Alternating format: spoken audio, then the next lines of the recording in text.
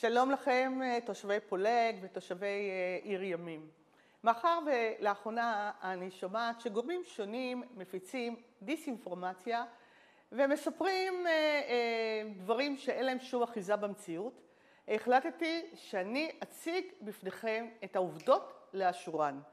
אני אספר לכם שתוכנית עיר ימים החלה לרקום עור וגידים לפני למעלה מ-30 שנה.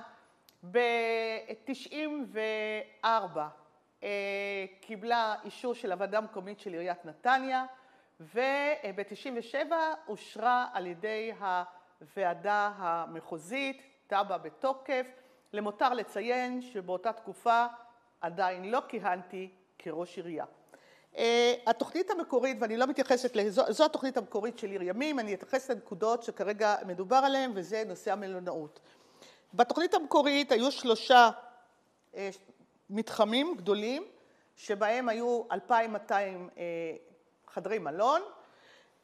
האזור הזה הצהוב, שזה החוף הירוק, מה שהיה פעם אולפן עקיבא, זה כפר נופש, ובאזור הזה יש מקבילית שבה היו 400 יחידות דיור.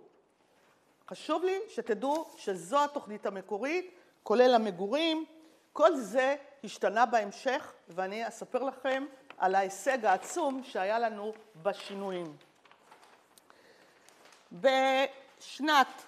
אני אומר רק את הדברים המרכזיים, ב-2007 הוחלט על הגדלת השמורה וצמצום שטחי המגורים, וב-2011 צומצם גם השטח של המלונאות ובוטלה המקבילית. כלומר, במאמץ עצום שאנחנו ערכנו, ביטלנו 400 יחידות דיור שהיו אמורות להיבנות בסמוך למתחם המלונאות, ואני לא צריכה לספר לכם מה המשמעות של מתחם עם 400 יחידות דיור במקום הזה, שבוטלו על ידי עיריית נתניה. למותר לציין איזה הישג מדהים זה של מהנדס העיר דאז פול ויטל, והמאמץ שאני השקעתי כדי לבטל לחלוטין 400 יחידות דיור שהיו מיועדות להיבנות על החוף עצמו.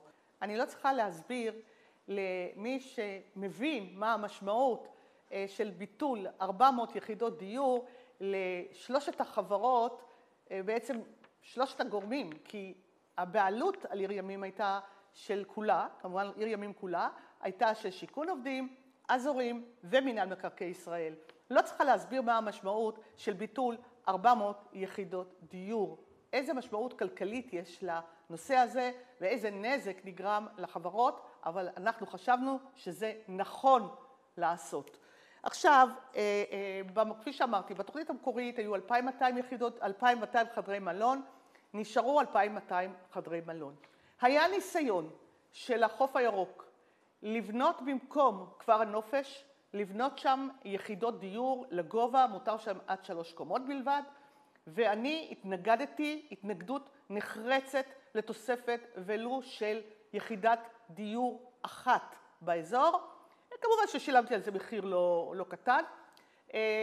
כך גם חשוב לי לומר שבאזור המלונאות משרד התיירות אישר עקרונית לאחד היזמים, 50% רק מהשטח יצא לשיווק על ידי המינהל, ו50% הנותרים עדיין לא. ואחד היזמים רצה לנצל את האפשרות שניתנת היום לבנות 20% מגורים. משרד התיירות המליץ על כך. אנחנו התנגדנו בתוקף, והסברתי זאת למספר תושבים שהיו אצלי, ויש לי גם את המסמכים שמוכיחים את זה. אנחנו התנגדנו בתוקף לתוספת של ולו יחידת דיור אחת. אנחנו לא ניתן את אותם 20% שמבקשים היזמים שזכו במכרזים. כלומר, התחייבנו בעיר ימים שלא תהיה תוספת של יחידת דיור אחת, ואנחנו נעמוד כל עוד אני ראש עיר בהבטחה הזו.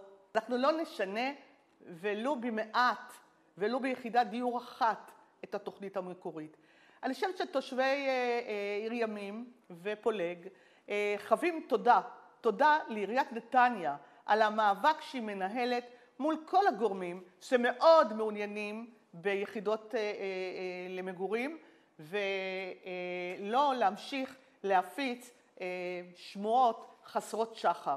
עם כל הכבוד לכל אחד מכם, איש לא יכול לבטל את הזכויות למלונאות שיש בשטח. הבטחתי לתושבים שאני חושבת שביכולת ההשפעה שיש לי, שהיא קצת יותר לאנשים אחרים שמתיימרים לשנות, לבקש, לדרוש מהמינהל שלא יצאו לשיווק נוסף של מלונאות עד שאנחנו נפתור את בעיות התחבורה שקיימות בעיר ימים. וזה מה שיהיה. כרגע יצאו לשיווק של 50% מהשטח, ואנחנו נדרוש שה50 הנותרים יצאו לשיווק רק אחרי מתן פתרונות הולמים, פתרונות תחבורתיים הולמים, כמובן לרמת פולג ולעיר ימים. תודה לכולכם.